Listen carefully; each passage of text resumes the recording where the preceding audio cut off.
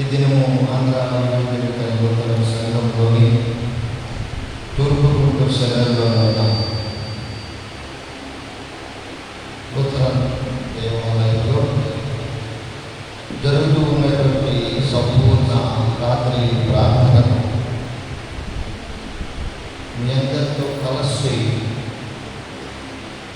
నా కుటుంబం ఈ సమయంలో దేవుని సన్నిధిలో గడుపుతున్నందుకు నన్ను రక్షించిన నా యేసయ్యకు వందనములు చెల్లిస్తూ ఆహ్వానించినటువంటి గురుమండల అధ్యక్షులు రెవరెండ్ బాబురావు గారికి, రాష్ట్రమ్మ గారికి, డెలిగేట్ గారికి, సంఘ పెద్దలకు, సేవ సమాజం వారికి, యవనస్తులందరికీ కూడా యేసయ్య నామములో శుభం తెలుపుతూ చిన్న బిడ్డలకు నా ఆశీస్సులు తెలియజేస్తూ ఉన్నాను.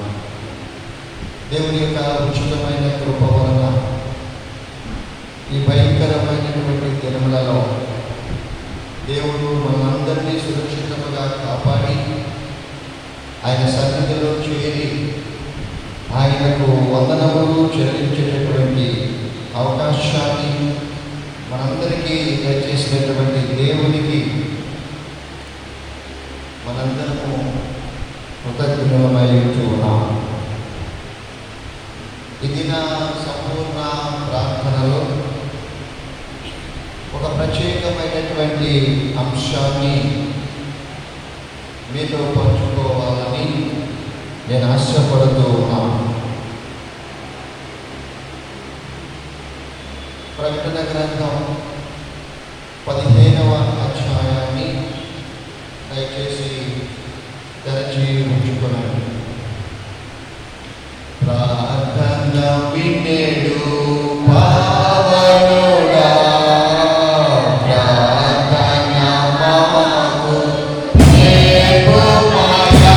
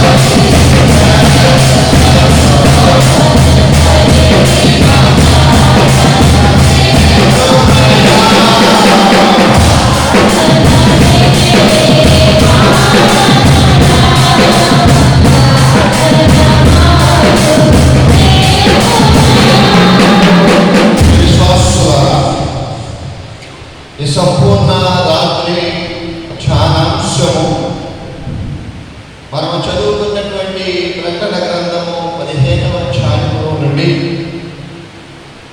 కడవరి 7 తెగుళ్లలో దేవుని దూతలు మరియు 7 బంగారు పాత్రలు. కడవరి 7 తెగుళ్లలో 7 దూతలు మరియు 7 బంగారు పాత్రలు. ధ్యానాంశంలోనికి వెళ్ళక ముందు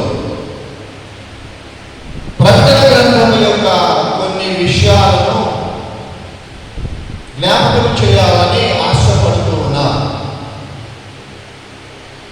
ఈ గ్రంథం యొక్క ముఖ్య ఉద్దేశం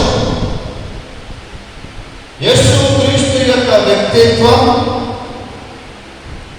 పరిపూర్ణముగా ప్రత్యక్షపరచుట. యేసుక్రీస్తు పర్సనాలిటీ ఆఫ్ క్రైస్ట్, యేసుక్రీస్తు యొక్క వ్యక్తిత్వం పరిపూర్ణముగా ప్రత్యక్షపరచుట. The revelation of the personality of Christ is a beautiful book. ప్రకటన గ్రంథం దీని యొక్క ముఖ్యమైనటువంటి ఉద్దేశం. అంతేకాక there are some warnings and faith. ఈ ప్రకటన గ్రంథంలో కొన్ని హెచ్చరికలు ఉన్నాయి, కొంత నిరీక్షణ ఉన్నది విశ్వాసులకు. చివరికి ఏమి జరుగుతుంది మానవ యొక్క జీవితంలో? there is an announcement in this book. దీనికి ఎందుకని పేరు పెట్టారంటే, ఈ గ్రంథంలో ప్రకటన ఉన్నది. ఇదిగో ఆయన మేఘారుడై వచ్చుచు ఉన్నాడు. there is an announcement to the entire universe. ఈ విశ్వము మొత్తానికి ఒక ప్రకటన ఉన్నది. ఏమిటా ప్రకటన? ఆయన మేఘారూఢుడై వచ్చుచూ ఉన్నాడు. ఈ ప్రకటన ఉన్నది కనుకనే ఈ గ్రంథానికి ప్రకటన గ్రంథము అని పేరు పెట్టడం జరిగినది. దేవుడు తన దూతను పంపి ఆయన ప్రత్యక్షతను యోహానుకు చూపి దాన్ని వ్రాయమని చెప్పుట చేత ఈ గ్రంథము యొక్క వాస్తవ రచయిత దేవుడే. మనందరం ఏమనుకుంటామంటే, ప్రకటన గ్రంథాన్ని రచించిన వాడు యేసయ్య శిష్యుల్లో ఒకడైనటువంటి అపోస్తలుడైనటువంటి యోహాను గారని మన భావం. మనం అదే భావిస్తూ ఉంటూ ఉన్నాం. కానీ అసలైనటువంటి గ్రంథకర్త, సృష్టికర్త అయినటువంటి దేవుడు, దేవుడి యొక్క నియంత్రణ నుండి ఈ గ్రంథమును వ్రాసిన వాడు క్రీస్తు యొక్క శిష్యుడైన యోహాను. Under the control of God the almighty. ఈ ప్రపంచాన్ని, ఈ విశ్వాన్ని అణువణువున సృజించినటువంటి పరమస్వరూపకారుడైనటువంటి తండ్రి అయినటువంటి దేవుని యొక్క నియంత్రణలో ఆయన శిష్యుడైనటువంటి సువార్తికుడైన అపోస్తలుడైన యోహాను గారు ఈ గ్రంథాన్ని రాయటం అనేటటువంటిది జరిగి ఉన్నది. దేవుడు తన దూతను పంపి ఆయన ప్రత్యక్షతను యోహానుకు చూపి దానిని వ్రాయమని ఆజ్ఞాపించి ఉన్నాడు. దైవత్వములోని మూడు వ్యక్తిత్వములను గురించి, తండ్రి, కుమార, పరిశుద్ధాత్మ, త్రిత్వము, మూడు వ్యక్తిత్వాలు, 3 personalities.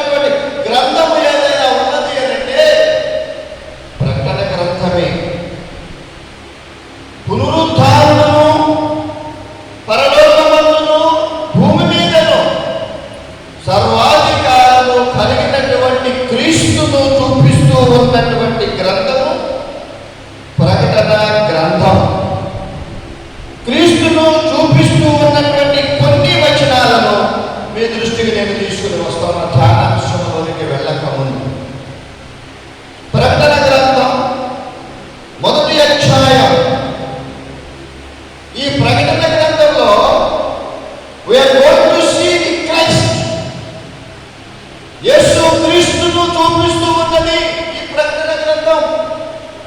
ఏమి చూపిస్తుందయా అంటే చాలా ఉన్నాయి, కానీ కొన్నిటిని మాత్రమే మీ దృష్టికి తీసుకుని వస్తాను.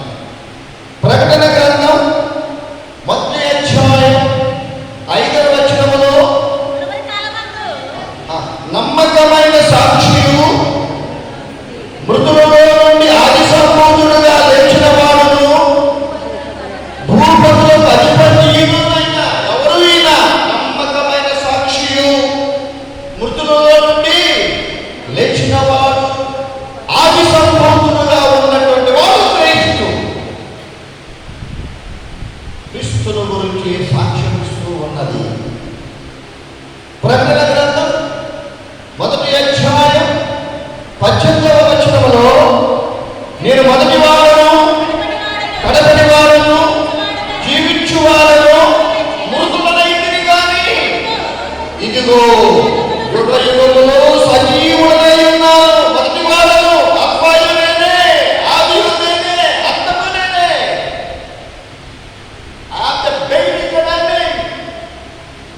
ఆదియు నేనే, అంతమును నేనే, ఆది సంపూర్ణుడు, మొదటి వాడను కడపటి వాడను జీవించు వాడను. అని లివింగ్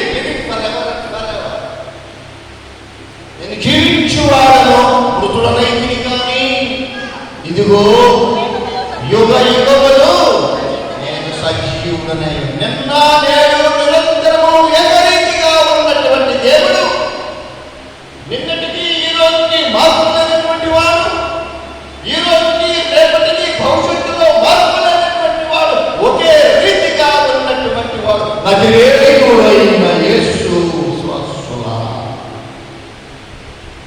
అనేక వచనాలు చూద్దాం. ప్రకటన గ్రంథం 5వ అధ్యాయం 5వ వచనములో పెద్దలలో ఒకడు ఏడవద్దు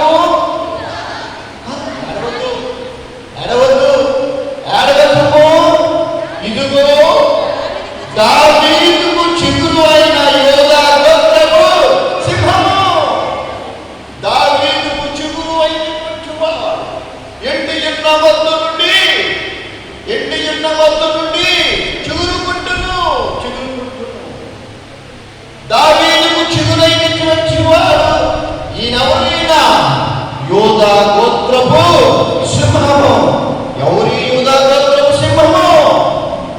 ఎవరి యోధా గోత్రపు సింహము? రక్తమాంసములను ధరించిన వాడిగా పరలోక వైభవము విని నృత్యునిగా దరిద్రునిగా కన్య మరియ గర్భమున జన్మించినటువంటి వాడు యేసు అన్నటువంటి ఈ క్రీస్తు యోధా గోత్రపు సింహమై ఉంచున్నా. ప్రకటన గ్రంథం 19వ అధ్యాయం ప్రకటన గ్రంథం 19వ అధ్యాయం 13వ వచనములో రక్తములో ముంచబడిన వస్త్రము ఆయన ధరించుకొని ఉండెను, మరియు దేవుని వాక్యము నామము ఆయనకు పెట్టబడి ఉన్నది. వాక్యమే శరీరధారిగా గొప్ప సత్య సంపూర్ణుడుగా మన మధ్య నివసించెను. వాక్యమై ఉన్నటువంటి దేవుడు, వాక్యమై ఉన్నటువంటి క్రీస్తు, వాక్యమై ఉన్నటువంటి త్రిత్వంలో ఏకమై ఉన్నటువంటి వాడు వాక్యము అను నామము ఆయనకు పెట్టబడినది. ఆయనే శిలువ మ్రాను మీద మనందరి యొక్క పాపముల నిమిత్తమై తన రక్తమును చిందించి ప్రాణము అర్పించినటువంటి వాడు. భౌతికంగా మరియ తనయుడైనప్పటికీ ఆధ్యాత్మికంగా దేవుని కుమారుడైనటువంటి క్రీస్తు. చివరిగా ప్రకటన గ్రంథం 22వ అధ్యాయం ప్రకటన గ్రంథం 22వ అధ్యాయం 16వ వచనంలో సంగముల కోసరము ఈ సంగతులను గూర్చి మీకు సాక్ష్యమిచ్చుటకు యేసును నేను నా దూతను పంపి ఉన్నాను. నేను దావీదు వేరు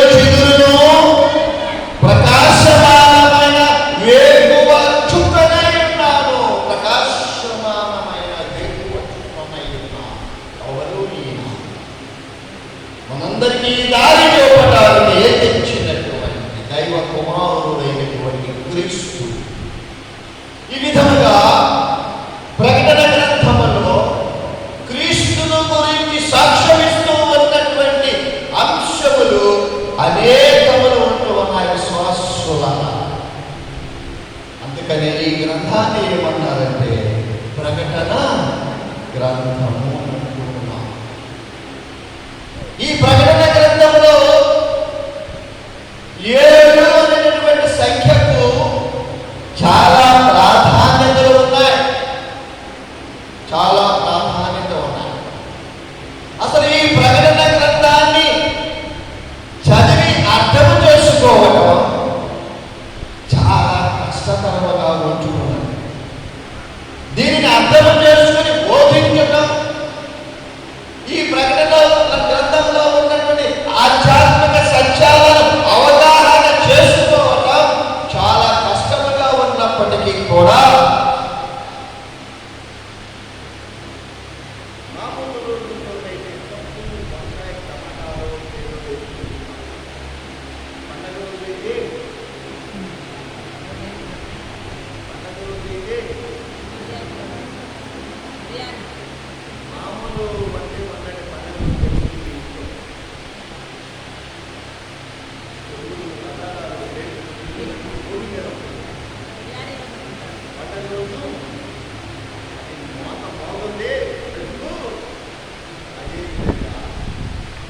ప్రత్యేకమైనటువంటి ప్రార్థనలో ఎంతో ఆలోచన చేసి ఎంతో దైవికముగా నుండి దైవజనుని యొక్క నడిపింపుతో ఏర్పాటు చేసుకున్నటువంటి ఈ ప్రార్థనా కూటములో కొంచెము గట్టి ఆహారాన్ని భుజిద్దాం. యేసు రాజుగా వచ్చుచున్నాడు, భూలోకమంతా తెలుసుకున్నాడు. యేసు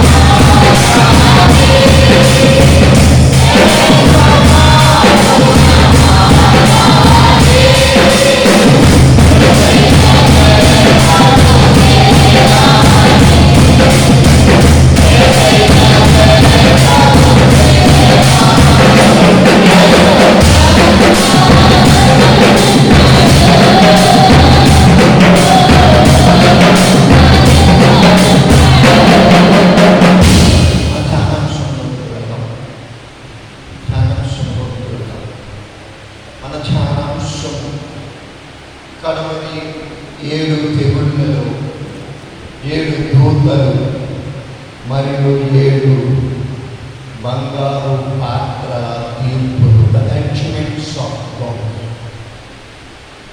7 బంగారు పాత్రల తీర్పులు.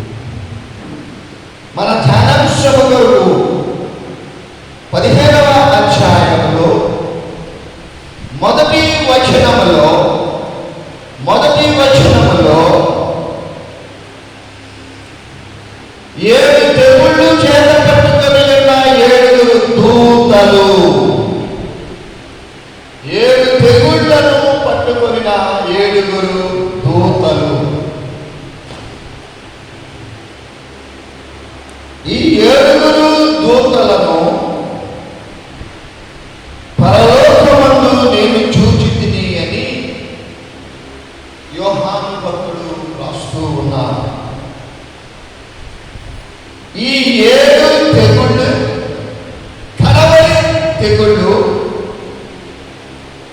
వీటి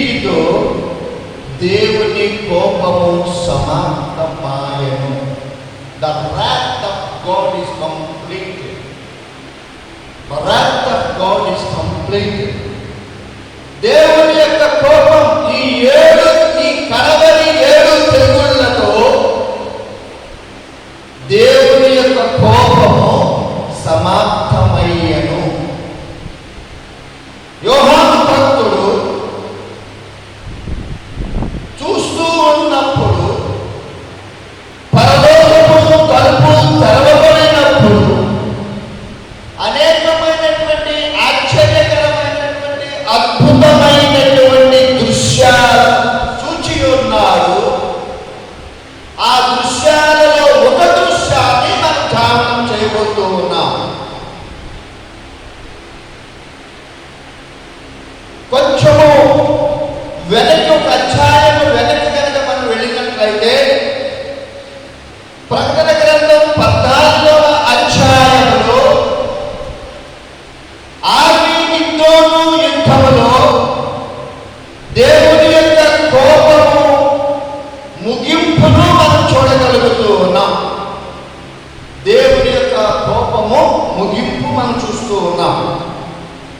ఏమిటి ఆర్మీగిద్దోను యుద్ధము అనగా, it is the final war between human governments and God. ఆర్మీగిద్దోను యుద్ధం అనగా it is the final war. ఇది చివరి యుద్ధం. చివరి యుద్ధం ఎవరెవరికి చివరి యుద్ధం? Between human governments and God. ఈ లోకపరమైనటువంటి రాజులకు, అధికారులకు, దేవునికి మధ్య జరిగేటటువంటి యుద్ధము ఇది. కీర్తనల గ్రంథం 2వ అధ్యాయం, కీర్తనల గ్రంథం 2వ అధ్యాయం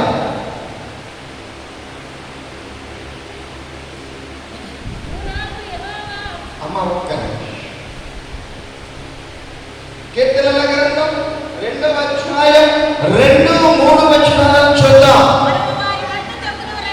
మనము వారి కట్లు చెప్పుదములండి, వారి భాష్యములను మన యొద్ద నుండి పారవేయబడండి అని చెప్పుకొనుచు, భూరాజును యెహోవాకును ఆయన అభిషిక్తునికి విరోధముగా నిలబడుచున్నారు.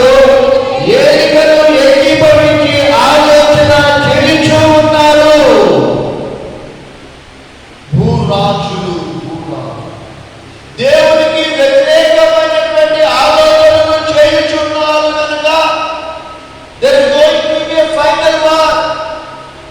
చివరి యుద్ధము జరగబోతూ ఉన్నది. ఎవరెవరికి మధ్య? భూరాజులకును దేవునికి మధ్య యుద్ధము, మహాయుద్ధం, యుద్ధము జరగబోతూ ఉన్నది. ప్రకటన గ్రంథం 16వ అధ్యాయం, ప్రకటన గ్రంథం 16వ అధ్యాయం 14వ వచనములో,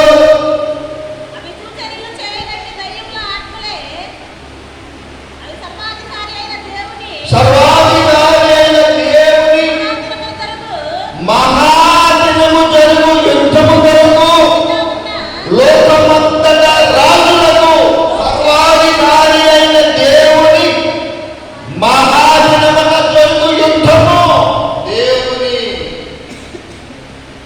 మహాదినము రోజున జరిగే యుద్ధము, లోకమంతటా రాజులు, the Kings of the entire inhabitants will be gathered together to the war of the great day of God the almighty. సర్వాధికారి అయినటువంటి దేవుని మహాదినమున జరుగు యుద్ధమునకు లోకమంతటా ఉన్నటువంటి రాజులకు, దేవునికి మధ్య జరిగేటటువంటి యుద్ధమై ఉంటూ ఉన్నది. విశ్వాసులారా, అపోస్తలుడైన యోహాను వెనుకకు వెళ్ళిన మరలా దేవుని యొక్క తీర్పును ఇంకా ఎక్కువగా ఆయన వివరిస్తూ ఉన్నాడు. ఈ 15వ అధ్యాయంలో ముందు పేర్కొని ఉన్నప్పటికీ, ముందు తెలియజేసి ఉన్నప్పటికీ, ఇంకా అందరికీ అర్థమయ్యేటటువంటి రీతిలో దేవుని యొక్క తీర్పు ఎలా ఉండబోతుందో ఎందుకనగా మన విశ్వాసం ఏమిటి? మన విశ్వాసం ఏమిటి? మనందరూ ఏదో ఒక రోజున చనిపోతాం. చనిపోయిన తర్వాత సింహాసనాసీనుడు ధవళ సింహాసనం మీద కూర్చుని ఉన్నటువంటి న్యాయాధిపతితో మనందరము కూడా నిలువబడవలసి వస్తూ ఉన్నది. నిలువబడవలసి వస్తూ ఉన్నప్పుడు ఆ అంతిమ తీర్పులో నీవు నేను పాల్గొంటాం. దేన్ని బట్టి పాల్గొంటాం? మనం ఏ విధముగా జీవించామో, ఈ లోకంలో ఉన్నాము, ఏ విధమైన కార్యములను మనం జరిగించామో, ఏ విధమైన ప్రవర్తనను మనం కలిగి ఉన్నామో, వీటన్నిటిని బట్టి ఆయన మనకు చివరి తీర్పు దీక్షుడై ఉన్నాం. జాగ్రత్త సుమ. మనం అనుకుంటూ ఉంటాం, నేనేం చేసినా పర్వాలేదే, నేనేమి తలంచినా పర్వాలేదు. అందుకని చెప్పాను, ప్రకటన గ్రంథము యొక్క ఉపోద్ఘాతంలో కొన్ని హెచ్చరికలు ఉన్నాయి. There are some warning how to live in this world. ఈ ప్రపంచంలో నీవు నేను ఏ విధంగా జీవించాలో ఉన్నట్టు అనేక హెచ్చరికలను కలిగి ఉన్నటువంటి గ్రంథము ఈ ప్రకటన గ్రంథం. ఈ ప్రకటన గ్రంథంలో ముఖ్యమైనటువంటి యోహాను గారు పరలోకంలో జరుగుతూ ఉన్నటువంటి అనేకమైనటువంటి సంగతులు దేవుడు తన దూత ద్వారా ప్రత్యక్షపరిచి నీవు నేను తెలుసుకోవడానికి వీలుగా ఒక గ్రంథాన్ని ఆయన రచించి ఉన్నారు. ప్రకటన గ్రంథం 6వ అధ్యాయం. ప్రకటన గ్రంథం 6వ అధ్యాయము 12 నుండి 17 వచనాలు చదవాల్సిన అవసరం లేదు, వెళ్ళిపోతాం. 12 నుండి 17 వచనాలలో ఉన్నటువంటి దానిని యోహాను భక్తుడు తిరిగి తెలియజేస్తూ ఉన్నాడు. ఏంటంట చూద్దాం. 6వ ముద్రను విప్పినప్పుడు పెద్ద భూకంపము కలిగినది. సూర్యుడు కంబళ వలె నల్లగా మారినాడు, చంద్రుడు రక్తవర్ణముగా యూనివర్స్. 6వ ముద్రను విప్పినప్పుడు 7 ముద్రలు ఉన్నాయి. 7 ముద్రలు 7 సంఘములకు సాదృశ్యముగా ఉన్నాయి. 7 ముద్రలు 7 సంఘములకు సాదృశ్యముగా ఉన్నాయి. ఇది ఒక పెద్ద ఉజ్జీవ ప్రసంగము. 7 ముద్రలు. విశ్వాసులారా, 6వ ముద్రను విప్పినప్పుడు పెద్ద భూకంపము కలిగినది. సూర్యుడు కంబళిలా మారిపోయినాడు, నల్లగా మారిపోయినాడు, చంద్రుడు రక్తవర్ణముగా మారిపోయినాడు. 15 నుండి 17 వచనములను మనం గమనించినప్పుడు చూడడం జరిగిందో, భూరాజులను, కవులను, సహస్రాధిపతులను, ధనికులను, బలిష్ఠులను, ప్రతి దాసులను, ప్రతి స్వతంత్రులను, కొండ గుహలలోను, బండల సందులలోను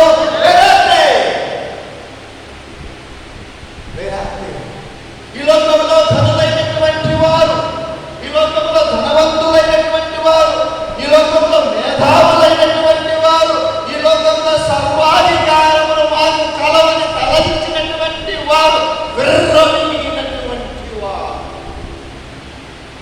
ఎక్కడ ఉన్నారు? ఏనాటి వాళ్ళు ఎక్కడ ఉన్నారు? కొండ గుహలలో, బండ సందులలో దాగుకొని తర్వాత మాటలు చాలా రుచికరమైనటువంటివి, చాలా ఆలోచన చేయవలసినటువంటి మాటలు. సింహాసనాసీనులైన వారి యొద్దకు ఉగ్రతను మహాదినము వచ్చెను. ఏమొచ్చింది? ఉగ్రతను మహాదినం వచ్చిందయా. మేము బండ సందుల్లో దాక్కున్నాం, మేము గుహలలో దాక్కున్నాం,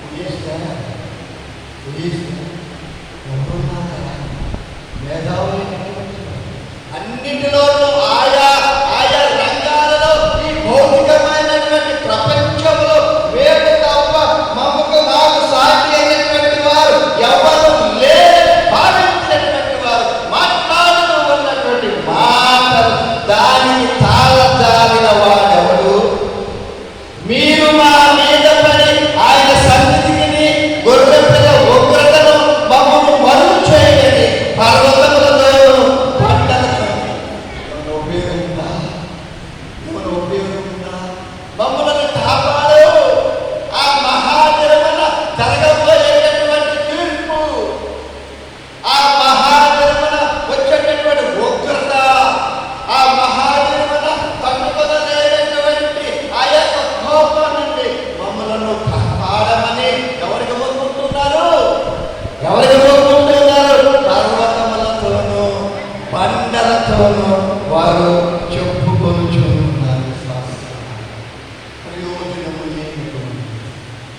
ఉపయోగము లేనటువంటి ఒక అభ్యర్థన వారు చేస్తూ ఈ లోకములో ఉన్నతమైనటువంటి వారందరూ కూడా ఆ మహాదినమును తట్టుకోలేమని, దాని నుండి కాపాడమని దేవుడిని ఆశ్రయించడానికి బదులుగా జీవము లేనటువంటి వాటితో వారు కోరుతూ ఉన్నారు. ఓ కొండలారా, ఓ పర్వతములారా, ఓ బండలారా, మీరు మమ్మలను కాపాడమని వారు చెప్పుచూ ఉన్నారు. లేవియకాండం 26వ అధ్యాయం, లేవియకాండం 26వ అధ్యాయం 21వ వచనములో, మీరు నా మాట విన్ననల్లగా నాకు విరోధముగా నడిచిన ఎడల నేను మీ పాపములను బట్టి మరి 7 మిమ్మును భాగించెదను. మీరు నా మాట వినని ఎడల, if you won't listen my words, మీరు నా మాటలను వినని ఎడల, చెవికి పెట్టిన ఎడల, నాకు విరోధముగా నడిచిన ఎలా ఉన్నావా విశ్వాసం? దేవుడు మనందరినీ ఎప్పటి వరకు కాచి కాపాడి ఎందరో దైవజనులు, ఎందరో విశ్వాసులు, ఎందరో దైవజనుల యొక్క కుటుంబ సభ్యులు ఈ లోకమును వీడి అకస్మాత్తుగా ఈ లోకము నుండి అదృశ్యమైపోయినటువంటి వారు అనేక మంది ఉన్నారు. సుమా, నాకు కూడా చాలా దగ్గరగా ఉండేటటువంటి అనేక మంది దైవజనులు, నన్ను ఎంతగానో ప్రేమించేటటువంటి దైవ సేవల భార్య ఆదిలో దేవుని సన్నిధించారు.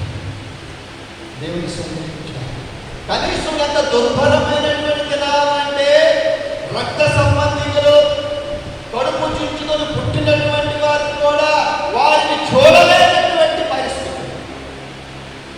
కనీసము ఖననము చేయడానికి కూడా సాహసించినటువంటి వారు ఎవరో వచ్చి ఖననము చేస్తేనే కానీ ఆ శరీరాలు భూమిలోకి మనం పెట్టలేనటువంటి భయంకరమైనటువంటి పరిస్థితి. కడసారి చూపు కూడా చూడలేనటువంటి దుర్దినాముల నుండి దేవుడు మనల్ని ఎంతగానో దేవుడు మాట్లాడుతున్నారు. మీరు నా మాట విననల్లగా నాకు విరోధముగా నడిచిన ఎడల నేను నీ పాపములను బట్టి మరి 7 మిమ్మును బాధించెదను.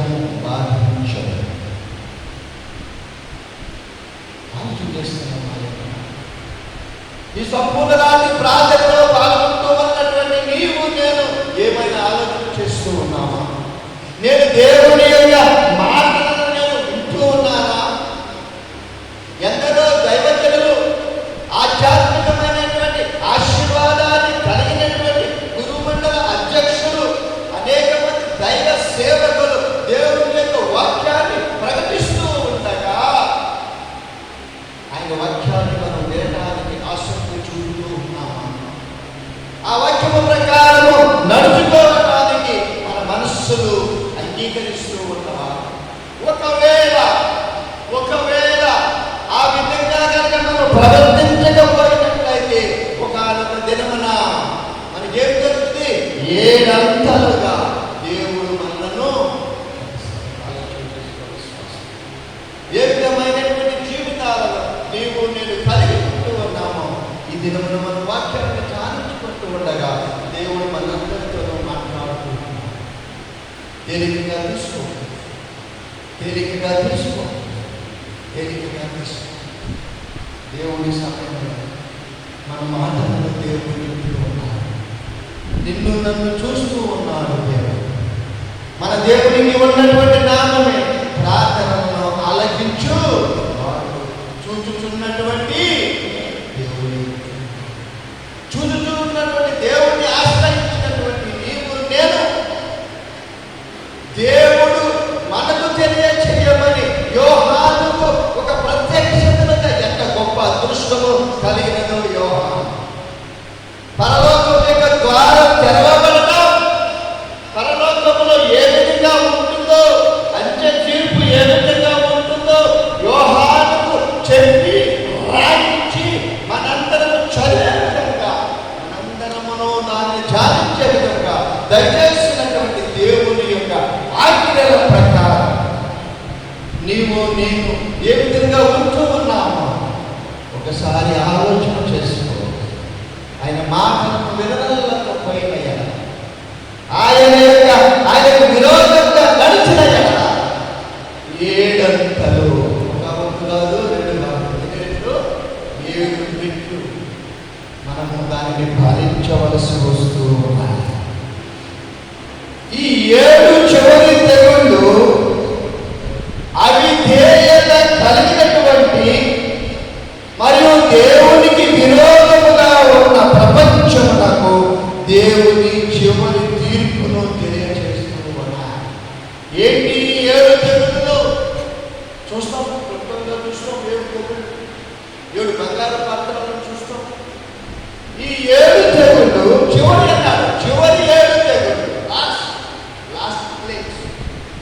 ఈ 7 చివరి తెగుళ్ళు దేవునికి విరోధముగా ఉన్నటువంటి ప్రపంచమునకు దేవుడిచ్చేటటువంటి చివరి తీర్పు, లాస్ట్ జడ్జిమెంట్ ఆఫ్ గాడ్. దేవుడు చివరిగా ఇచ్చేటటువంటి తీర్పును తెలియజేస్తూ ఉన్నాడు. ఈ 15వ అధ్యాయం యొక్క మొదటి వచనము చివరిలో వీటితో దేవుని కోపము సమాప్తం. 7 తెగుళ్ళు, చివరి 7 తెగుళ్ళతో, వీటితో అంటే చివరి 7 తెగుళ్ళతో దేవుని కోపము ఏమైంది? సమాప్తం. Complete. The wrath of Christ is complete. The wrath of God is complete. ఈ చివరి 7 తెగుళ్ళతో దేవుని యొక్క కోపము సమాప్తమాయెను. ప్రకటన గ్రంథం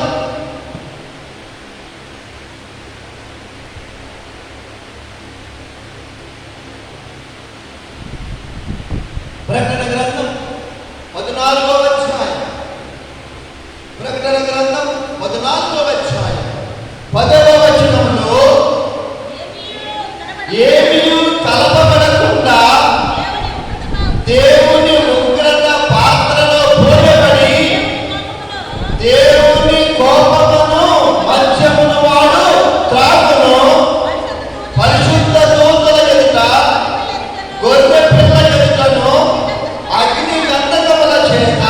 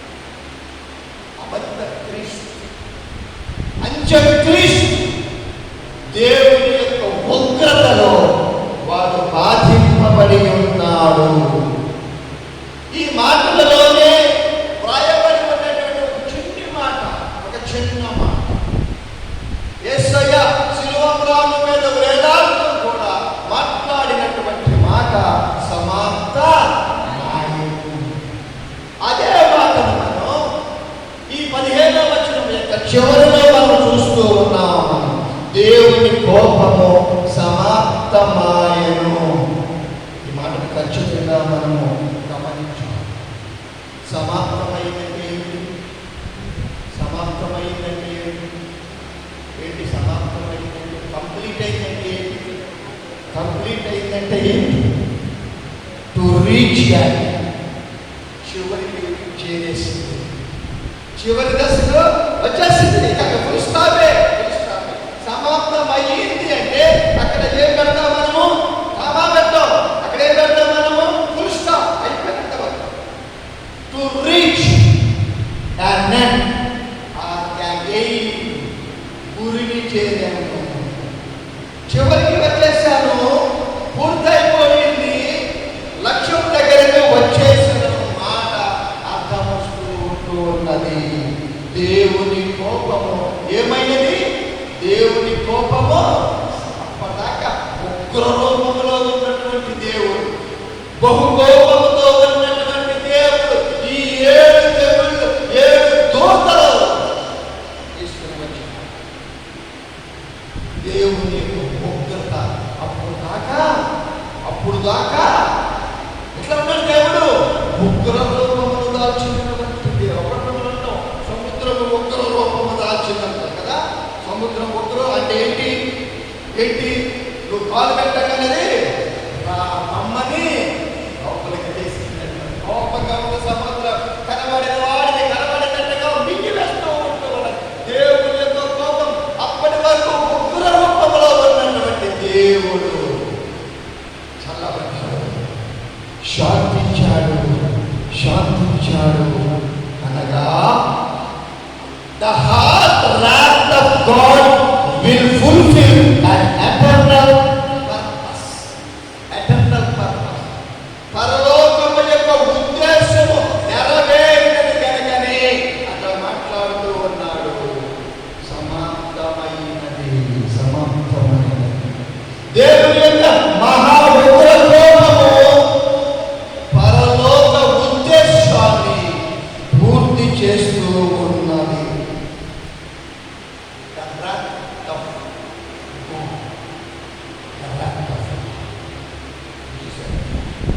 దేవుని యొక్క కోపము అదృశ్యమైనది. చూడండి, ప్రకటన గ్రంథం మన ధ్యానం చూడండి. ప్రకటన గ్రంథం 15వ అధ్యాయం 2వ వచనంలో, మరియు అగ్నితో కలిసి ఉన్న స్ఫుటకపు సముద్రము వంటిది ఒకటి నేను చూచితిని. ఆ క్రూర మృగమునకును దాని ప్రతిమకును దాని పేరు గల సంఖ్యకును లోబడగా వాటిని జయించిన వారు దేవుని వీణులు గల వారై ఆ స్ఫటికపు సముద్రము యొక్క నిలిచి ఉండుట. గొప్ప దృశ్యాన్ని చూస్తుంది, ఒక గొప్ప దృశ్యాన్ని చూస్తూ ఉన్నారు. ఏమిటి ఇది? స్ఫటికపు సముద్రం. The glass is mingled with the fire. The sea glass is mingled with fire. ఆ స్ఫటికపు సముద్రం ఉందే, it is mingled with fire. అగ్నితో కలిసిపోయి ఉన్నది అది. ఆ స్ఫటికపు సముద్రం ఏమిటాయంటే అది అగ్నితో కలిసిపోయి ఉన్నటువంటి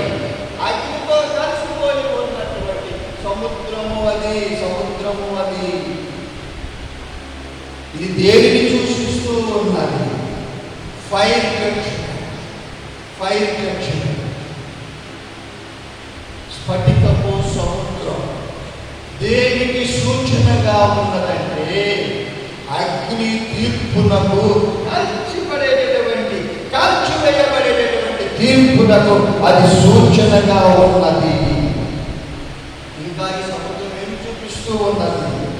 The design to reflect glorious God.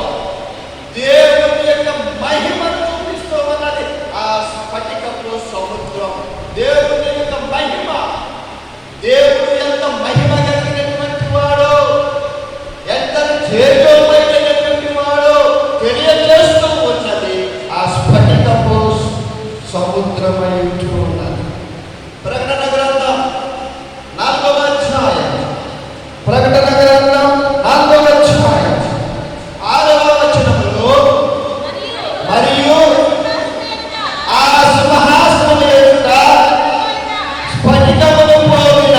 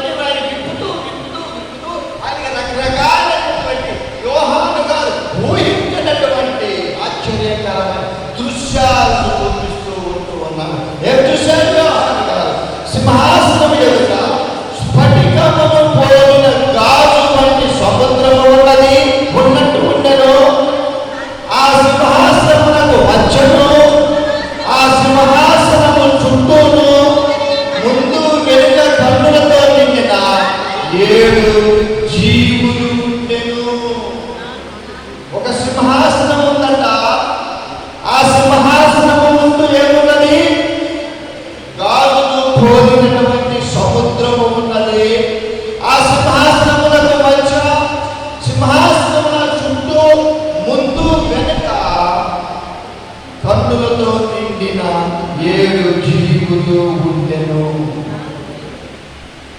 4 జీవులు ఉండెను. 4 జీవులు ఉండెను. క్రిస్టల్. అప్పుడు అంటాం క్రిస్టల్ క్లియర్గా ఉంటుంది. క్రిస్టల్ చాలా పారదర్శకంగా ఉంటుంది. స్ఫటికం చాలా పారదర్శకంగా ఉంటుంది. అంటే దానిని మన ముందు పెట్టుకుంటే అవతల వాళ్ళకి మనం చాలా స్పష్టంగా, మనం వెరీ ట్రాన్స్పరెంట్, చాలా పారదర్శకంగా ఉంటుంది. So crystal speaks of the holiness of God. Holiness of God. స్ఫటికము అనేటటువంటిది దేవుని యొక్క పవిత్రతను చూపిస్తూ ఉన్నది. దేవుని యొక్క పవిత్రతల గురించి మాట్లాడుతూ ఉన్నది. స్ఫటికము అగ్నితో కలిసి ఉన్న స్ఫటిక సముద్రము దేవుని యొక్క పవిత్రత నుండి జరిగే దైవిక తీర్పును తెలియజేస్తూ ఉన్నది. ఈ స్ఫటిక సముద్రం ఏమి తెలియజేస్తూ ఉన్నది? దేవుని యొక్క దైవిక తీర్పు. దేవుని యొక్క తీర్పు ఎలా ఉంటుందో అది మనకు తెలియజేస్తూ ఉన్నది. ఇంకా ఈ వచనంలో చాలా గొప్ప విషయాన్ని యోహాను భక్తుడు చూస్తూ ఉన్నారు. క్రూర మృగమును జయించిన వారు ఎవరంటే, క్రూర మృగాన్ని జయించినటువంటి, అనగా మరణించినంత వరకు విశ్వాసంతో జీవించినటువంటి వారు. క్రూర మృగమును జయించినటువంటి వారు వీరు అన్ని శ్రమలను తట్టుకొని హతసాక్షులైనటువంటి వారు. దేవుని కొరకు తమ ప్రాణములను అర్పించినటువంటి వారు. దేవుని యొక్క వాక్యము కొరకు, దేవుని యొక్క పరిచర్య కొరకు, దేవునికి సాక్ష్యం ఇవ్వడానికి హతసాక్షులైనటువంటి వారు, క్రూర మృగమును జయించినటువంటి వారు. పరలోకమందు సంగీతంతో దేవుని ఈ లోకంలో తమ ప్రాణములను దేవుని కొరకు పోగొట్టుకున్నటువంటి వారు పరలోకంలో ఎలా ఉన్నారు? పరలోకంలో ఎలా ఉన్నారు? వీణను వాయిస్తూ దేవుని స్తుతిస్తూ ఉన్నారు. మరి నీవు నేను ఎలా ఉన్నావు? ఒకవేళ నిన్ను నన్ను మన తర్వాత వచ్చేవాళ్ళు చూచి, అబ్బా ఎంత చక్కగా వీణ వాదిస్తూ మా దగ్గర ఉన్నప్పుడు ఈ రకమైన జీవితం జీవించారే, ఇప్పుడైతే దేవుని యొక్క రాజ్యములో, పరలోక రాజ్యంలో వీణను వాయిస్తూ ఉన్నారు కదా. వీణను వాయిస్తూ వాళ్ళు ఏం చేస్తూ ఉన్నారు? దేవుని ఆరాధిస్తూ ఉన్నారు. దేవుని ఆరాధిస్తూ ఉన్నారు.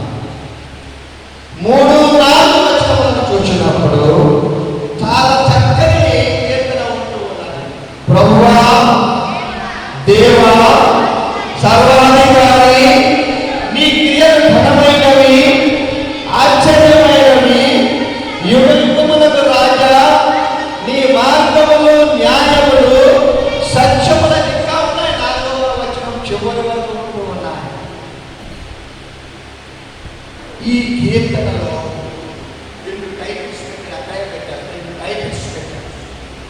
వీటిలో ఒకటి మోషే కీర్తన, ఆ వచనంలోనే రాయబడింది. ఈ కీర్తనలో ఒకటి వాళ్ళు పెట్టినటువంటి హెడ్డింగ్ టైటిల్, ఒకటి మోషే కీర్తన, రెండవది గొర్రె పిల్ల కీర్తన. ఈ 2 టైటిల్స్ బట్టి నీకు నాకు ఏమర్థమవుతూ ఉన్నది? కీర్తన ఒకటే, కీర్తన ఒకటే. 3-4 వచనాలలో ఉన్నటువంటి దేవుడిని కీర్తిస్తూ కీర్తన ఒకటే. కానీ వాక్యములోనే వ్రాయబడి ఉన్నది, ఇది మోషే కీర్తన, ఇది గొర్రె పిల్ల కీర్తన. అనగా perfect union between law and love. మోషే యొక్క ధర్మశాస్త్రములో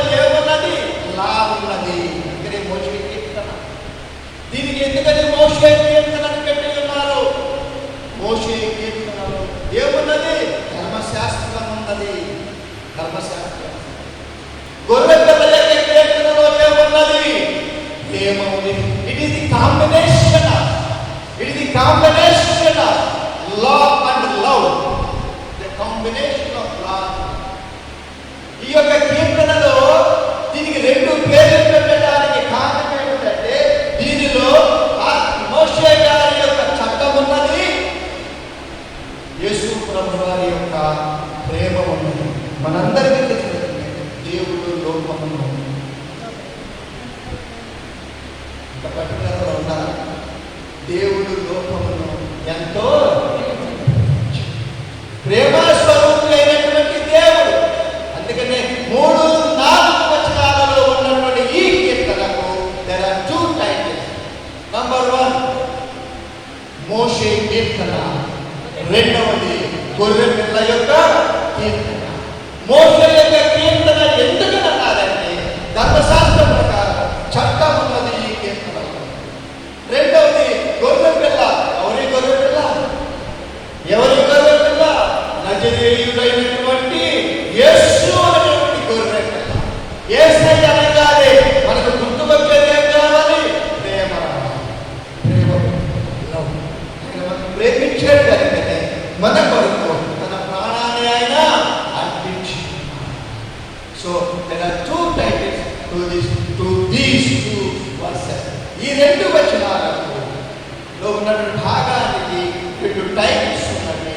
ఒకటి లా అండ్ లవ్. అంతే కూడా కాదు, between old covenant and new covenant. ఈ 2 కీర్తనలు, ఈ యొక్క కీర్తనలో పాత నిబంధన ఉన్నది, నూతన నిబంధన.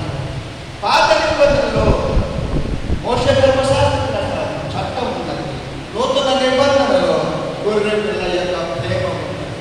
కాబట్టి ఈ 2 వచనాలలో ఉన్నటువంటి భాగానికి 2 పేర్లు పెట్టడానికి కారణం ఏమిటంటే, మోషే ధర్మశాస్త్రం ఉన్నది, దేవుని యొక్క ప్రేమ ఉన్నది. అంతేకాదు మరొక మాటలు చెప్పుకోవాలంటే, ఈ యొక్క కీర్తనలో పాత నిబంధన ఉన్నది, నూతన నిబంధన ఉన్నది. హతసాక్షులు దేవునిపైనే కేంద్రీకరించి ఉన్నారు. హతసాక్షులు దేవునిపైనే. చూడండి, మనకు స్టెఫను గురించి తెలుసు.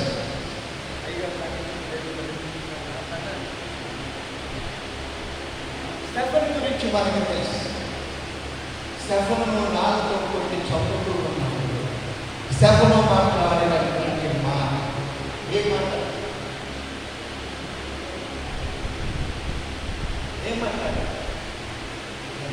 దేవా, నీ చేతికి నా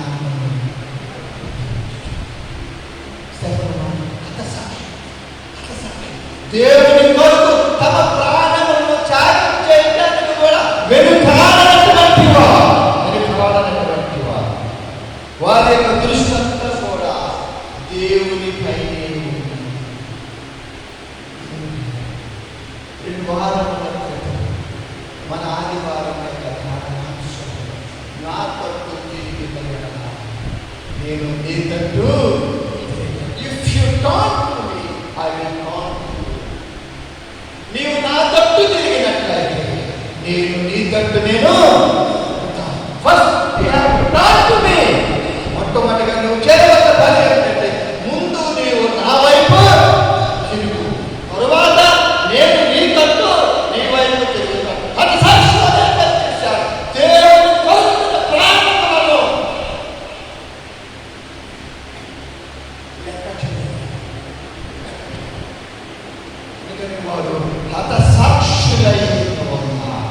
They have the least of true worship, heart of true worship. వారికి ఏమున్నది? ట్రూ వర్షిప్ చేసేటటువంటి, నిజమైనటువంటి వర్షిప్, సేవ చేసేటటువంటి హృదయాన్ని వారు కలిగి ఉంటున్నారు. And understanding that is all about God, not about మన గురించి కాదు, దేవుని గురించి.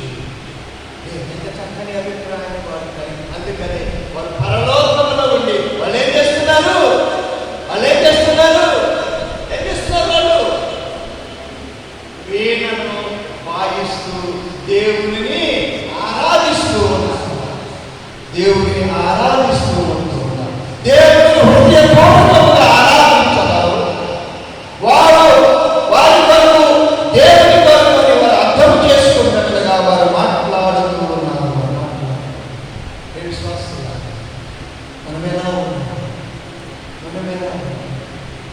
దేవుని కొరకు ప్రాణమర్పించకపోయినా ఆయన సేవ కొరకు కొంత సమయమైనా వెచ్చించగలిగినటువంటి స్థితిలో మనం ఉన్నాము. ఆలోచన చేసుకోండి. మనం లోకము వైపు చూస్తున్నాం, దేవుని వైపు మనం చూసుకుంటున్నాం. అప్పటి వరకు దేవుని వైపు చూసినటువంటి పేదలు నీళ్ళ పైన నడవగలిగారు. దేవుని వైపు చూస్తూ ఉన్నప్పుడు ఈ లోకమును జయించి ఉన్నారు. ఎప్పుడైతే లోకము వైపు చూశాడు ఏమయ్యాడు? మునిగిపోవటము ప్రారంభించాడు. మరి మనం ఎలా ఉన్నాం? క్రైస్తవులుగా మనం జీవిస్తూ ఉన్నాం. నామకార్థం క్రైస్తవులుగా మనం జీవిస్తూ ఉన్నాం. ఆలోచన చేసి దేవుని కొరకు తమ ప్రాణములను ఈ లోకంలో అర్పించినటువంటి వారు హతసాక్షులని స్టెయిన్ అనేటటువంటి ఒక మిషనరీ ఆయన తన బిడ్డలతో కలిసి కుమార్తెతో కలిసి నిద్రపోతూ ఉన్నప్పుడు ఆయన కొడుకుని వాహనాన్ని తగులబెట్టగా వారు సజీవముగా దహనమైపోయారు. ఆయన భార్య వీళ్ళకి ఏ శిక్ష ఏమంటావా అంటే ఏ శిక్ష ఉంటుంది, వీళ్ళని విడిచి శిక్షని దేవుని హతసాక్షులైనటువంటి వారు పరలోక రాజ్యములో వీళ్ళను వాయిస్తూ సంతోషముగా ఉంటూ దేవుడిని ఆరాధిస్తూ ఈ దృశ్యాన్ని ఎవరు చూచారు? అపోస్తలుడైన యోహాను గారు చూచారు. ఎవరు రాయించారు? దేవుడు రాయించాడు. ఎందుకు రాయించాడు? మన కొరకు రాయించాడు. మన కొరకు ఆయన రాయించాడు. ఏడు తెగుళ్లను చేతపట్టుకుని ఆ ఏడుగురు దూతలు నిర్మలమును ప్రకాశమానమైన రాతిని ధరించుకొని రొమ్ముల మీద బంగారు కత్తులను కట్టుకుని రాలే ఆలయంలో నుంచి వెలుపలికి వచ్చి ఉన్నారు. ఈ ఏడుగురు దూతలు ధరించుకున్న వస్త్రధారణ దేవుని యొక్క తీర్పు ఎల్లప్పుడూ సంపూర్తిగాను స్వచ్ఛముగాను ఉండునని తెలియజేస్తూ ఉంది. ఎల్లప్పుడూ దేవుని యొక్క తీర్పు మన తీర్పు లాంటిది కాదు. ఇంక ఎక్కడ అప్పీలు చేసుకోవడానికి అవకాశమే ఉండదు. ఆ ఏడుగురు దూతలు ధరించుకున్నటువంటి వస్త్రధారణ చాలా మంది చెప్పాలి, క్లుప్తంగా చెప్పుకుంటూ పోతూ ఉంటే ఆ ఏడుగురు దూతలు ధరించుకున్నటువంటి వస్త్రధారణ దేనిని తెలియజేస్తూ ఉన్నది? దేవుని యొక్క తీర్పు ఎల్లప్పుడూ పార్శ్యంగా ఉండదు, సంపూర్తిగాను స్వచ్ఛముగాను ఉండునని తెలియజేస్తూ ఉన్నది.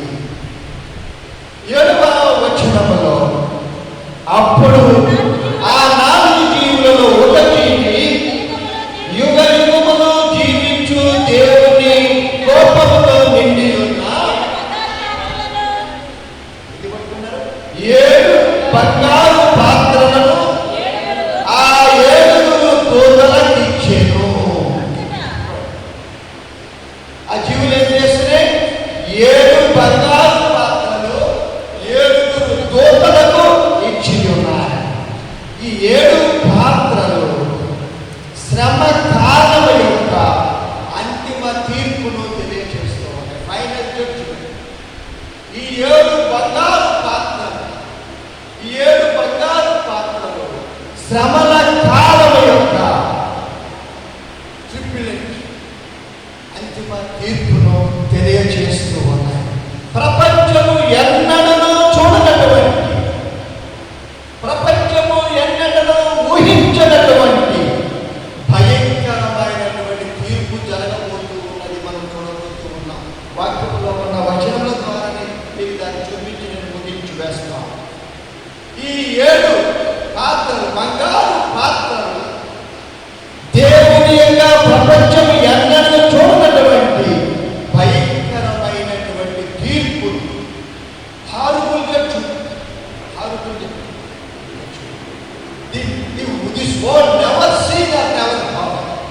ఎన్నడూ కానీ విరగనటువంటి ఎరుగనటువంటి ఒక గొప్ప తీర్పు ఈ 7 బంగారు పాత్రలు తెలియచేస్తూ ఉన్నాయి.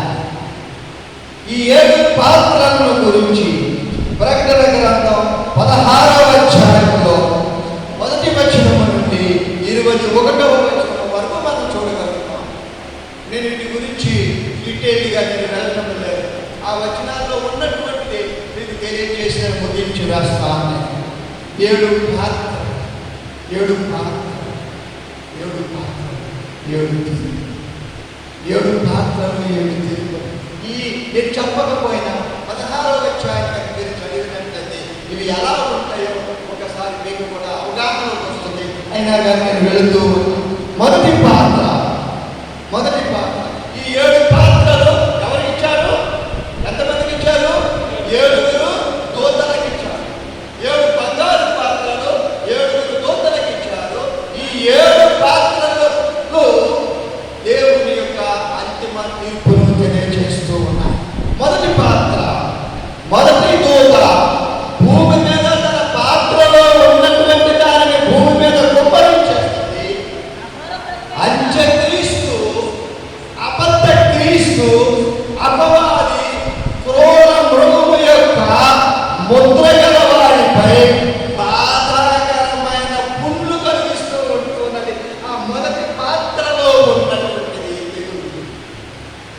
7 పాత్రలు. మొదటి పాత్ర, మొదటి దూత భూమి మీద కుమ్మరించినప్పుడు అపవాదిని, అబద్ధము క్రీస్తు, అంత్యక్రీస్తును ఆరాధించినటువంటి వారు, అతని యొక్క ముద్రను వేసుకున్నటువంటి వారు, దేవుని యొక్క ముద్ర కాకుండా అబద్ధ క్రీస్తు యొక్క ముద్రను వేసుకున్నటువంటి వారు ఏ తీర్పు రాబోతున్నది? ఏ తీర్పు వారి శరీరం అంతా పుండ్లు కలుగుతూ ఉంటాయి. 2వ పాత్రలోనికి చూద్దాం. 2వ దూత తన పాత్రలో సముద్రంలో వేసినప్పుడు సముద్రంలో ఉన్న జలరాశులన్నీ చచ్చిపోతాయి. సముద్రంలో ఉన్న జలరాశులన్నీ కూడా చనిపోతాయి. 3వ పాత్ర, 3వ దూత పాత్రలో ఉన్న దానిని దేవుని యొక్క కోపాన్ని కుమ్మరింపగా నదులలోని నీరంతయు ఎట్లా మారిపోతుంది? రక్తముగా మారిపోతుంది. మనం పాత నిబంధనలో 7 తెగుళ్ళను మనం చూచాం. 7 తెగుళ్ళను చూచాం. మోషే అహరోను ఫరో దగ్గరికి వెళ్ళి, అయ్యా మా దేవుడు చెబుతూ ఉన్నాడు, వీళ్ళని వదిలిపెట్టంటే యెహోవా ఎవడో అన్నాడు. ఏమన్నాడు? యెహోవా ఇప్పుడు ఆ మాట నుండి దేవుడు ఏం చేశాడు? రాజ్యం అనేది 7 తెగుళ్ళు. యెహోవా ఎవడో, యెహోవా ఎటువంటి వాడు, ఏ విధమైన ఉగ్ర రూపాన్ని కలిగినటువంటి వాడు, ఏ రకమైన కోపాన్ని కలిగినటువంటి వాడు, ఏ రకంగా ఇబ్బందుల పాలు చేయడంలో ఫరో గురించి చూపించాడు, దాసోహాన్ని చూపించాడు. అటువంటి 7 తెగుళ్ళు. 3వ తెగులు ఏమని? రక్తమంతా, నీరంతా రక్తముగా మారిపోయింది. ఏంటో తెలుసా ఇది? ఆ నీళ్ళు ఏమిటో తెలుసా? ఆ నీళ్ళ కలిసింది ఏంటో తెలుసా? హతసాక్షుల రక్తము. హతసాక్షుల యొక్క రక్తం, ఆ క్రూర మృగము, ఆ అబద్ధీకుడు, అబద్ధ క్రీస్తు, అంత్యక్రీస్తు యొక్క ముద్ర వేసుకున్నటువంటి వారు హతసాక్షులను చంపేరే. ఆ హతసాక్షుల యొక్క రక్తము ఆ నీళ్లలో కలిసిపోయి వాళ్ళు తాగడానికి నీళ్ళే, జీవించడానికి నీరు ఖచ్చితంగా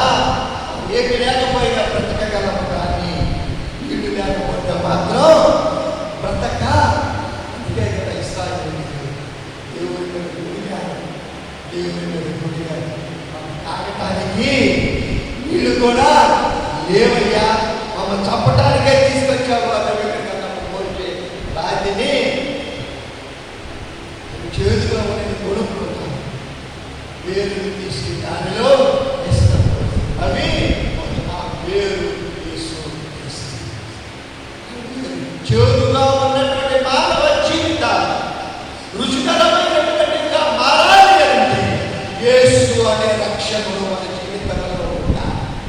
ఆయన మూడవ పాత్రలో ఉన్నటువంటి దేవుని యొక్క కోపాగ్ని నదులలోనికి కుమ్మరింపగా ఆ నీళ్ళన్నీ ఎలా మారినవి? రక్తవర్ణముగా మారినవి.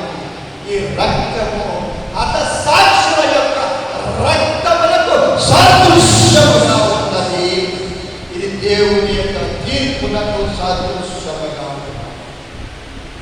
నాలుగవ పాత్ర, ఆ పాత్రలో ఉన్నటువంటి దానిని సూర్యుని మీద కుమ్మరింపగా ఏమయ్యారు? మనుషులను అగ్నిలో కాల్చుటకు సూర్యునికి అధికారం వేడి మారిపోయారు. ఐదవది, ఈ మనుష్యులు తెగుళ్ళ మీద అధికారం గల దేవుని నామమును దూషించినటువంటి వారు మరియు దేవుని నామమును మహిమపరచినట్లు మారు మనసు పొందనటువంటి వారు నీతి సూర్యుని కింద ఏమవుతారు? వాళ్ళు మలమలా మారిపోయి ఇది సూర్యుడైనటువంటి క్రీస్తు. నేను లోకమునకు వెలుగై ఆ సూర్యుడు ఆయనను దూషించినటువంటి వారు, ఆయనను నమ్మనటువంటి వారు, ఆయన నామమును మహిమపరచినటువంటి వారు, మారు మనసు పొందనటువంటి వారు ఆ సూర్య కిరణముల తాకిడికి వారు మాడిపోతారు. ఇది ఒక తీర్పుగా ఉంటుంది. ఐదవ పాత్ర, ఐదవ దూత అంత్యక్రీస్తు లేదా అబద్ధపు క్రీస్తు లేదా క్రోధ ప్రభువు యొక్క సింహాసనము మీద కుమ్మరించినప్పుడు రాజ్యమంతయు చిమ్మ చీకటి యొక్క చేత తమకు కలిగిన వేదనను బట్టి మనుషులు తమ నాలుకలను పరుచుకున్నారు. తమ నాలుకలను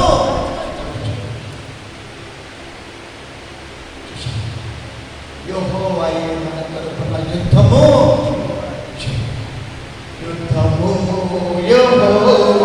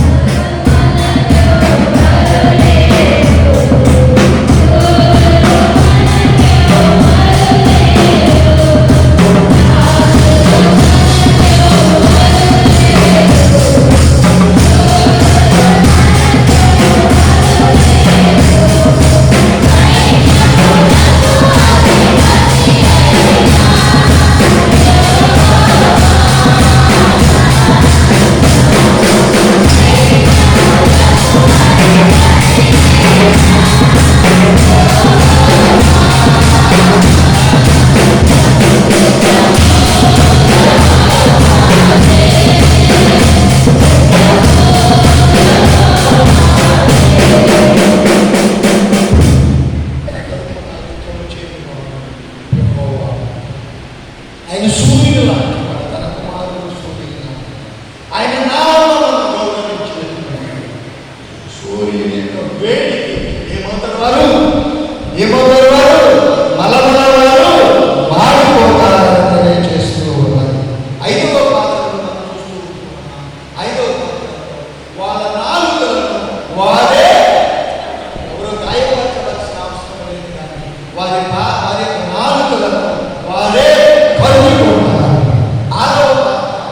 ఆరవ దూత యూఫ్రటీస్ నది మీద కుమ్మరించినప్పుడు ఆ పాత్రలో ఉన్నటువంటిది ఆ నది మొత్తము కూడా ఎండి పోయినటువంటి నది గుండా తూర్పు నుండి వచ్చు రాజులు ఆర్మిగిద్దోలు యుద్ధములో వారి యొక్క నాశనములకు మార్గములు చూపిస్తూ ఉంటారు. మొదట మనం చెప్పుకుంటాం ఆర్మిగిద్దోలు యుద్ధములో ఈ భూలోక రాజులకు దేవునికి మధ్య జరిగేటటువంటి యుద్ధములో పాల్గొనడానికి దేవుడు ఆ నదిని ఆరబెట్టి పాత్రలో ఉన్నటువంటి దానిని వాయుమండలముల మీద కుమ్మరించినప్పుడు అది మెరుపులు ఉరుములు పెద్ద భూకంపములు కలిగి ఉన్నది. అన్యజనుల పట్టణములన్నీ కూలిపోయినవి. పట్టణములే ఈ 7 దేవుని యొక్క ఈ 7 బంగారు పాత్రలు, దేవుని యొక్క ఉగ్రత ఈ 7 పాత్రలు 7 దూతలకు ఇవ్వబడి ఉన్నాయి. ఒక్కొక్క దూత ఒక్కొక్క పాత్రలో ఉన్నటువంటి దేవుని ఉగ్రతను కుమ్మరించిన ఆయా రకమైనటువంటి తీర్పులు మానవ జాతులకు కలుగుతూ ఉండగా, ఓ విశ్వాసులా, నేను ఏదో ఒక దినమున దేవుని యొక్క తీర్పులకు లోను కావలసినటువంటి వారమై ఉంటున్నాం. 7 దూతల చేతిలో ఉన్న బంగారు పాత్ర కుమ్మరించబడితేనే కానీ పరలోకములో ఉన్న దేవుని యొక్క మహిమ రాజ్యములోనికి ఎవరు కూడా ప్రవేశింప. ఆ 7 పాత్రలు ఉన్నటువంటి భూమి మీద ఆయా చోట్ల చక్కెర మీద కుమ్మరించబడాలి. వారు నాశనము కాపాడాలి. అప్పుడే మిగిలినటువంటి వారు దేవుని యొక్క మహిమ రాజ్యములోనికి ప్రవేశిస్తారని దేవుని వాక్యము తెలియజేస్తూ ఉంటారు. నీవు ఏ విధముగా ఉంటున్నావు? దేవుని వాక్యం ఇంత ప్రస్ఫుటముగా కలుగబోతున్నటువంటి ఉపద్రవాన్ని తెలియజేస్తూ ఉండగా దాని కొరకు మనం సిద్ధపడదాము. ఈ సంపూర్ణ రాత్రి ప్రార్థనల యొక్క ఉద్దేశం మనందరం దేవుని యొక్క మహిమ రాజ్యంలోనికి ప్రవేశించాలని మన యొక్క ఉద్దేశం. కానీ ఉద్దేశం ఉంటే మాత్రం ఆ బంగారు పాత్రలో ఉన్న దేవుని ఉగ్రత భూమి మీద కుమ్మరించబడినప్పుడు దాని ప్రభావం మన మీద లేకుండా ఉండి ఉన్నట్లయితే మనం ఖచ్చితంగా దేవుని యొక్క మహిమ రాజ్యంలోనికి ప్రవేశిస్తామని దేవుని వాక్యము ఇంత ప్రస్ఫుటంగా నీతోనూ నాతోనూ మాట్లాడుచున్నాం. మనం ఏ విధంగా ఉన్నాం? మనం ఏ విధంగా ఆలోచన చేద్దాం. నేను నా ఇంటి వారిని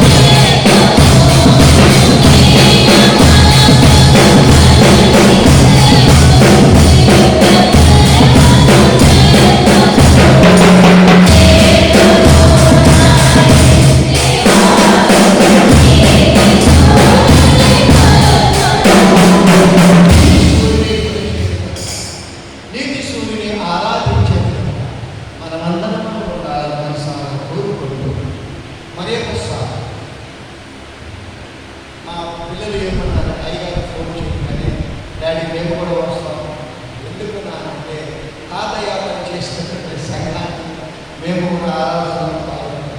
ఆ పెద్ద కుమార్తె కూడా నడుతూ ఉంటాను, డాడీ ఒకసారి తీసుకెళ్ళాలా ఇంటూ తాతయ్య పని చేసి ఒకసారి తీసుకెళ్ళాలని అవకాశం వస్తుంది లేదా డాడీ మనం ఎవరికి చెప్పకుండా ఒకరోజు మమ్మల్ని తీసుకుని ఆరాధన కూర్చుని వస్తామంటే అని అయ్యగారు ఆహ్వానించగానే నాకంటే ముందుగా ఆ బిడ్డకు సంరక్షణ మా తాతయ్య పని చేసినటువంటి సాయంకాలంలో మేము చూడాలి.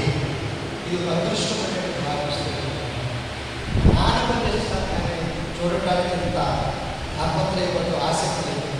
దేవుని యొక్క పరలోకంలో రాజ్యంలో ప్రవేశించి ఆనందకర జీవితాన్ని అందరం పంచుకోవాలని కోరుకుంటూ నాకు ఈ అవకాశాన్ని కల్పించినటువంటి నన్ను రక్షించిన నా యేసయ్యను నన్ను ఎంతో ప్రేమగా అనేక పర్యాయాలు దేవుని యొక్క పరిచర్య చేయడానికి ఆహ్వానిస్తూ ఉన్నటువంటి గురుమండల అధ్యక్షుడు రెవరెండ్ బాబురావు గారికి, రాష్ట్రం గారికి, వారి కుటుంబ సభ్యులకు, డెలిగేట్ గారికి, సంఘ స్నేహ సమాజం గారికి, అవకాశాలందరికీ కూడా దేవుడి నామమును వందనములు చెల్లిస్తూ ఉన్నాం. దేవుడు మనందరినీ తన చల్లని రెక్కల చాటున దీవించి భద్రపరిచి కాపాడును గాక.